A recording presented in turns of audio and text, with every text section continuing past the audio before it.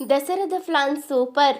అసలు నిజం బయటపడడంతో జోష్నకి ఊహించని షాక్ ఇచ్చిన సింహనారాయణ.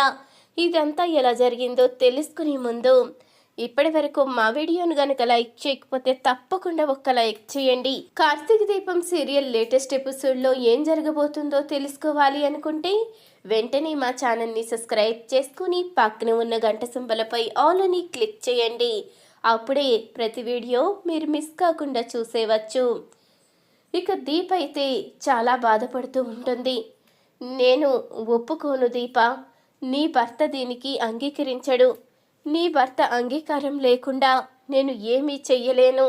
ఒక ప్రాణం నిలబెట్టడం కోసం ఇంకో ప్రాణం తీయమంటే ఒక డాక్టర్గా అది నా వల్ల కాదు అంటూ డాక్టర్ హారిక అయితే చెప్పేస్తుంది. ఇక దీప్ అయితే చాలా బాధపడుతూ ఉంటుంది.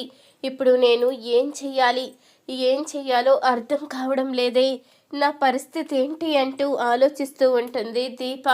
డాక్టర్, మా బావని నేను ఒప్పిస్తాను, మీరు మాత్రం ఈ ఆపరేషన్ చెయ్యాలి డాక్టర్. ఎంత ఆలోచించినా వేరే మార్గమే కనిపించడం లేదు. నా బిడ్డని త్యాగం చెయ్యకపోతే నా తల్లి బ్రతకదు. నా తల్లి బ్రతకకపోతే నా తండ్రి కూడా బ్రతకడు. అప్పుడు ఆ ఇల్లే ఒక శ్మశానం అయిపోతుంది. నేనుండగా అలా జరగడానికి వీల్లేదు.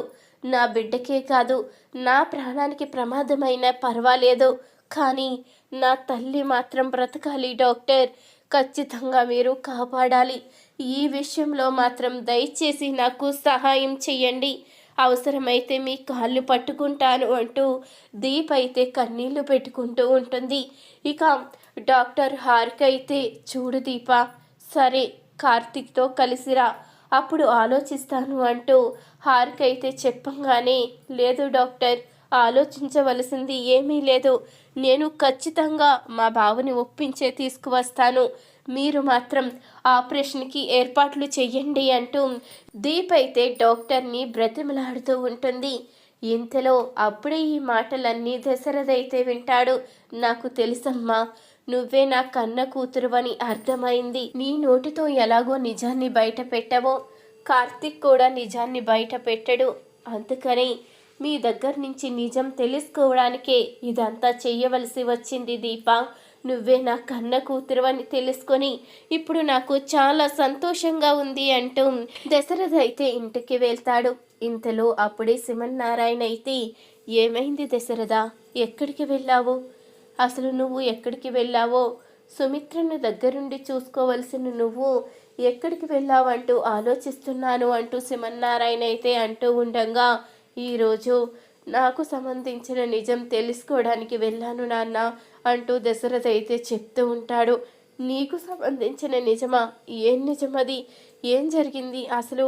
నిజం చెప్పు అంటూ ఇక సింహనారాయణ అడుగుతూ ఉండగా, ఈరోజు మీతో నిజం చెప్తాను నాన్న. నా కన్న కూతురు జోష్న కాదన్న అనుమానం నాకు వచ్చింది. ఎందుకంటే రెండోసారి బ్లడ్ శాంపిల్స్ కూడా మ్యాచ్ కాలేదు. డాక్టర్ హారికను అడిగితే తను కూడా నిజం చెప్పలేదు. తను కూడా ఏదో దాస్తున్నట్టు అనిపించింది. మరొక వైపు కార్తీక్ దీప కూడా డాక్టర్ని కలుసుకున్నారు. వాళ్ళు కూడా ఏదో దాస్తున్నట్టు అనిపించింది. అందుకే నిజ నిజాలు తెలుసుకోవడానికే ఉదయం సుమిత్రకి అలా ఉందని కార్తీక్ దీపని నమ్మించాను. నేను అనుకున్న విధంగానే దీప కంగారుగా డాక్టర్ దగ్గరికి వెళ్ళింది.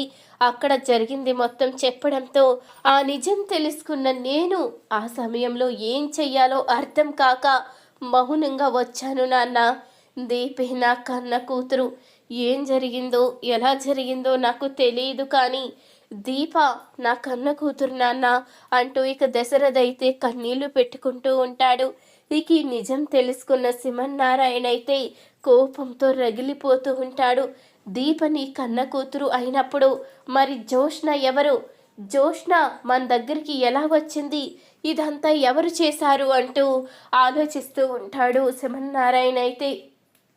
అప్పుడే ఇక కార్తీక్నైతే కలుసుకొని, చూడు కార్తీక్, నిజం చెప్పు, దీప ఎవరు అంటూ అడగంగానే, అదేంటి తాత అలా అడుగుతున్నావంటూ కార్తీక్ అయితే చెప్తూ ఉంటాడు. ఏమీ లేదు, నేను నిజం తెలుసుకోవాలి.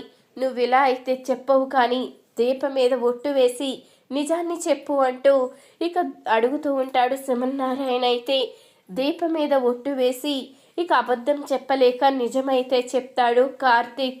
ఇక జోష్న దాసుమావయ్య కూతురని, దీప దశరథ మావయ్య సుమిత్ర అత్తయ్య కన్న కూతురని నిజాన్ని అయితే బయట పెడతాడు కార్తీక్. ఇక ఈ నిజం తెలుసుకున్న శ్రీమన్నారాయణ అయితే కోపంతో రగిలిపోతూ ఉంటాడు. ఇప్పుడు అర్థమైందిరా, అంటే దీని అంతటికీ సూత్రధారి పహరిజాతం అంటూ అనంగానే ఈ విషయం జోష్నకి కూడా తెలుసు తాతయ్య అంటూ కార్తీక్ అయితే చెప్తూ ఉంటాడు. అర్థమైంది, నానమ్మ మనవరాళ్ళిద్దరూ కలిసి నా కుటుంబంతో ఆడుకున్నారు. ఇన్ని సంవత్సరాలు నా మనవరాలు ఒంటరిగా తల్లి తండ్రి ప్రేమ లేకుండా పెరిగింది. నా మనవరాలు జీవితం ఇలా అవ్వడానికి కారణం వాళ్ళే. ఆస్తి కోసం ఇంత దుర్మార్గానికి ఒడిగడతారా? ఇదంతా చేసిన జోష్నని అస్సలు వదిలిపెట్టేదే లేదు అంటూ ఇక శ్రీమన్నారాయణ అయితే కోపంగా ఇంటికి వెళ్తాడు. అప్పుడే జోష్న అంటూ అరవంగానే ఇక జోష్న అయితే కంగారు పడుతూ కిందికైతే వస్తుంది. ఏమైంది తాతయ్య అంటూ అడుగుతూ ఉంటుంది. పారిజాతం ఎక్కడా అంటూ అనంగానే గ్రాని ఏదో పనుందని బయటికి వెళ్ళింది తాతయ్య, ఇంట్లో లేదు అంటూ అనంగానే అప్పుడే ఇక శ్రీమన్నారాయణ అయితే నువ్వెవరు అంటూ అడుగుతూ ఉంటాడు. అదేంటి తాతయ్య అలా అడుగుతున్నావు? నేను నీ మనవరాల్ని, నీ కొడుకు కూతుర్ని.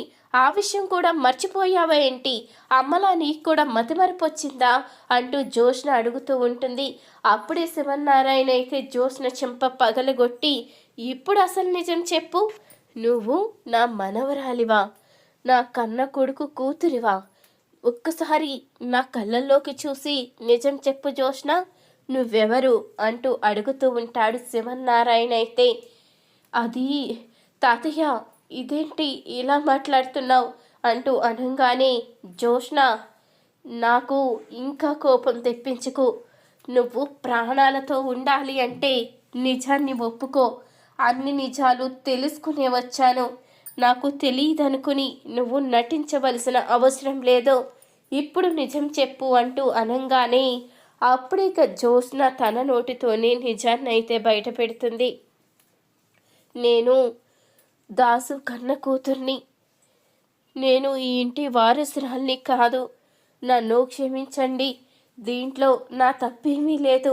ఇదంతా మా గ్రానియే చేసింది అంటూ అనంగానే ఏంటి, నీ తప్పేమీ లేదా? ఈ ఇంటి ఆస్తి కోసం ఎన్ని దుర్మార్గాలు చేశావో నేను తెలుసుకోలేదు అనుకున్నావా? నా కొడుకుని చంపించాలని చూసింది నువ్వే, దీపను చంపాలని చూసింది నువ్వే, ఆఖరికి నీ తండ్రిని చంపాలని చూసింది కూడా నువ్వే. ఇన్ని దుర్మార్గాలు చేసి నీకేమీ తెలియదని ఎలా నటిస్తున్నావు జోష్న? ఈ ఆస్తి సొంతం చేసుకోవడానికి నువ్వు ఎన్ని తప్పుడు మార్గాలు ఎంచుకున్నావో అన్నీ కూడా తెలుసుకున్నాను. నీ నిజ స్వరూపం సాక్ష్యాలతో సహా తెలుసుకున్నాను. అలాంటి నిన్ను నేను ఎలా నమ్ముతాను అనుకున్నావు? కానీ ఈ ఆస్తి కోసమే కదా నువ్వు ఇన్ని దుర్మార్గాలు చేశావు. అదే ఆస్తి నీకు దక్కకుండా చేయడానికే ఈ నిర్ణయం తీసుకున్నాను. ఈ ఆస్తి మొత్తాన్ని దీప కార్తిక్ పేరున రాసేశాను అంటూ డాక్యుమెంట్స్ అయితే జోష్నకి చూపించి శ్రీమన్నారాయణ అయితే ఊహించని షాక్ అయితే ఇస్తాడు. ఈ వీడియో కనుక మీకు నచ్చినట్లయితే తప్పకుండా ఒక్క లైక్ చేయండి. మా ఛానల్ని సబ్స్క్రైబ్ చేసుకుని పక్కనే ఉన్న గంట సింబల్పై ఆల్ అని క్లిక్ చేయండి. అప్పుడే మేము పెట్టే ప్రతి వీడియో మీరు మిస్ కాకుండా చూసేవచ్చు.